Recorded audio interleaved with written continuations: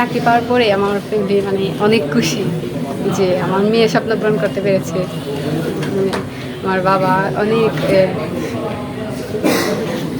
মানে আপনার পরিবারটা আসলে কেমন আপনাদের? আমার বাবা একজন কৃষক, আমি মধ্যবিত্ত পরিবার থেকে আসছি। যে চাকরিটা আমি পেয়েছি মানে তা মেধা দিয়ে, তো এটা শুনে আমার বাবা মানে অনেক খুশি। তো আগে তো আমরা শুনতাম যে অনেক গোষ্ঠী লাগে, কিন্তু না আসলে এটা না, এখন আমি দেখলাম যে মেধা দিয়েই পাওয়া যায়। আমি তো প্রথম আসছি, অনেকে দ্বিতীয়বার আসছে। আমি ভাবছি যে মানে নিজের একটা কনফিডেন্স ছিল যে না আমি পারবো, নিজেকে যখন তৈরি করে নিয়েছি তো পারবো, পেরেছি। আপনার পুরো নাম? বন্যারানী দাস। বাবার নাম? বাবুল চন্দ্র দাস। কোথাকার বাড়ি? বাড়ি শাল্লা। শাল্লা কোন গ্রাম? ইউনিয়ন? শাল্লা থানা, শাসকাই গ্রাম, ইউনিয়ন হবিবপুর। জি, অন্যরা কী বলবো তাই আমি কিছু পাবি না, তাই আমার ইচ্ছা এবং আমার স্বপ্ন পূরণ করবো, তাই আমি খুবই চাইছি। আর কোনো টাকা পয়সা কিছুই লাগেনি, তাই আসতে পেরেছি। কোনো ঘুষ বা কিছুই ছিল না। আর আগেকার দিনে ছিল, তাই মানে আমার পরিবারে কেউ আসতে পারেনি। এখনকার দিনে কোনো ঘুষ নাই, তাই আমি এসেছি। আমার অনেক স্বপ্ন ছিল যে আমি পুলিশে আসবো। আমি আরও 2বার এসেছিলাম, মেডিকেল দিয়ে বাদ পড়ছিলাম। তারপরে আমার অনেক আশা ছিল যে এইবার আমি এটা আমার ভাই তারা না করছে যে আমি আর নিয়োগ দিব না, কারণ বলছে যে মেডিকেলে বাতিল করবে। তারপর আমার নিজের আশা ছিল, বিশ্বাস ছিল যে মেধা দিয়ে আমি হলে হবে। আর ওরা বলছিল যে টাকা লাগবে 5-7 লাখ, এটা কই দিকে দেবো। পরে আমার ভাই যে বলছে, ভাই তারা বলছে যে তুমি আর চাকরিতে যেতে হবে না, কাজে লাগবে। পরে আমি বললাম যে আমার নিজের চেষ্টা আছে, মেধা দেখবো আমি। পরে আবার মাঠ হলাম। এখন আল্লাহর রহমতে 120 টাকা দিয়ে আমি সবকিছু সম্পূর্ণ 16 মিনিটে যখন দৌড় দিই, তখন আমার যেমন এই জ্বরটা পানি শূন্যতা, যেমন আমার অবস্থাটা জোয়া ছিল। লাস্টে আমি নিজের কল্পনারে আবার বললাম না, আমার যে কোনো রকমই হোক আমি চাকরিটা পেতেই হবে। পরে নিজের মেধা শক্তি দিয়ে ইনশাল্লাহ রিটার্ন পরীক্ষা 16 মিনিটের দৌড়, বাইবা, মেডিকেল রিপোর্ট আজকে দেবে। এখন সব কিছুর পরে এখন আমি সব কিছু ঠিকছি। সবচেয়ে বড় 120 টাকা দিয়ে দেন আমি চাকরিটা যোগদান করতে পারছি। এর চেয়ে বড় খুশি মনে হয় না যে আর কিছু আছে। আর সবচেয়ে বড় কথা, আমার মায়ের স্বপ্ন ছিল সবচেয়ে আমাকে পুলিশে দেওয়ার। আর আমার বাবা অনেক অসুস্থ, আমার বাবাকে নিয়ে প্রতিদিন এখন মেডিকেল যেতে হবে। কিন্তু আমার বাবাকে যে সময় বলছে আমি সব কিছু দেখছি, তখন আমার মনে হয়েছে যে আমার বাবারে সেই 10 বছর আগের মতনই সুস্থভাবে আমি দেখতে পাচ্ছি।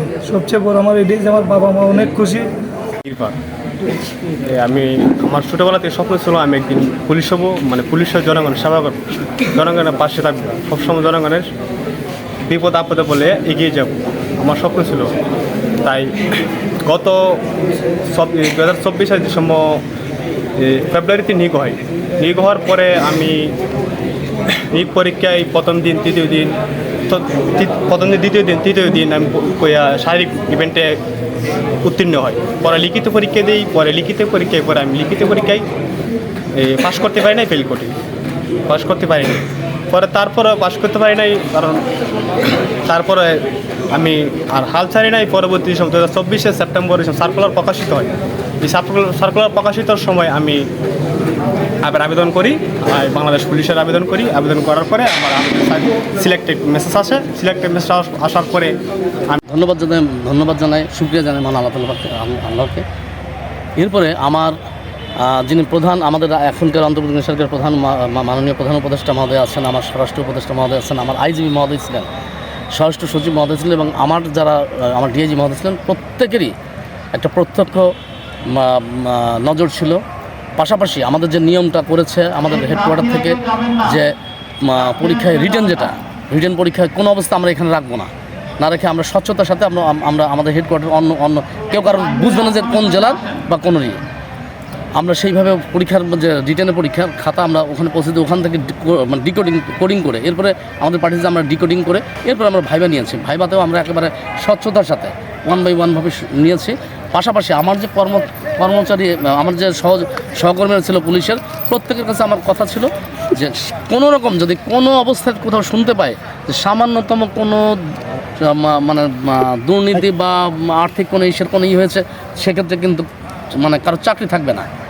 আমার কানে আসবেই যে কে নিছো বা না নিছো। পাশাপাশি পরীক্ষার্থীদের যখন 2510 জন এখানে যে লাইনে প্রথমে দাঁড়ায়, আমার প্রথম ভাষ্যই ছিল এবং প্রথম কথাই ছিল যে যদি কেউ টাকা দিয়ে চাকরি নিতে আসো এবং যদি কেউ টাকা দিয়ে থাকো, যিনি দিবে এবং যে নিবে প্রত্যেকেরই আইনের আওতায় আনবো। চাকরি তো হবেই না, পাশাপাশি তাদেরকে শাস্তির আওতায় আসতে হবে, এ ব্যাপারে কোনো সন্দেহ নাই। আর সবচেয়ে বড় ব্যাপার হচ্ছে ইচ্ছাশক্তি, যেটা আপনারা বলেছিলেন যে ইচ্ছাশক্তি এবং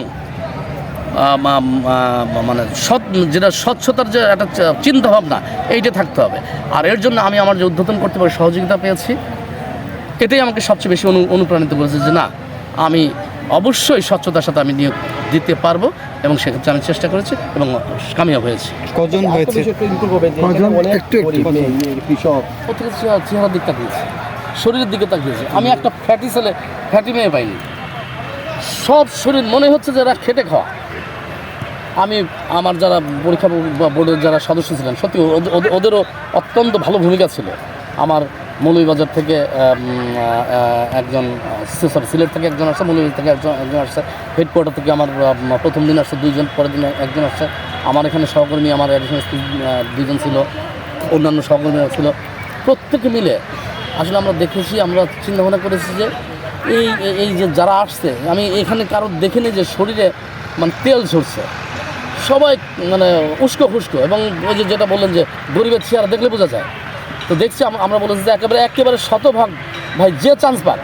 আমরা একটা রেশিও রেখেছি যে এই রেশিওতে যে আসবে তাদেরকে নিয়ে নাও। আমরা ওইভাবেই, যেমন 25-10 থেকে আমাদের চলে আসছে 24 সামথিং, তারপরে আমাদের আসে 1300, এরপর আমরা 574 জন টিকেছে শেষ পর্যন্ত। এবং প্রত্যেকে কিন্তু যে 1600 মিটার দৌড়, এই শরীরে নিয়ে 1600 মিটার দৌড় শেষ করা কিন্তু কঠিন ব্যাপার। আসলে ওরা পেরেছে কেন? অধিকাংশ পেরেছে যে ওই যে বললাম যে খেটে খাওয়ার শরীর ওদের। সেই হাওড়ে ওরা কেউ জেলের ছেলে, কেউ কাঠুরের ছেলে, কেউ রাজমিস্ত্রির ছেলে, কেউ সিকিউরিটি গার্ডের ছেলে, কেউ রিক্সাওয়ালার ছেলে, কেউ মুদির ছেলে, হ্যাঁ, মানে সন্তান বা মেয়ে যারা চান্স পেয়েছে প্রত্যেকেরই একেবারে হতদরিদ্র এরা। তো আমি আমার ধরনের নিয়োগের ফলে পুলিশ বিভাগে কী ধরনের প্রভাব ফেলতে পারে, মানে এই যে স্বচ্ছভাবে? প্রথম প্রভাবটা হচ্ছে যে আমি টাকা পয়সা ছাড়া আমি স্বচ্ছতার মধ্যে আমি নিয়োগ পেয়েছি। আমার কোনো উদ্দেশ্য থাকবে না, আমার কোনো থাকবে না যে আমি যে আমাকে টাকা তুলতে হবে, এই যে জিনিসটা এইটা থাকবে না। এইটা যখনই থাকবে না, তখন কিন্তু ও যে নিয়োগটা পেয়েছে সে কিন্তু মন থেকে কাজ করবে না। আমি তো কোনো টাকা পয়সা দিয়ে আসিনি, আমি আসছি একেবারে স্বচ্ছতা খাতে। অতএব আমিও এই নিজের স্বচ্ছ থাকবে, এটি সবচেয়ে বড় ইফেক্ট। Thank you.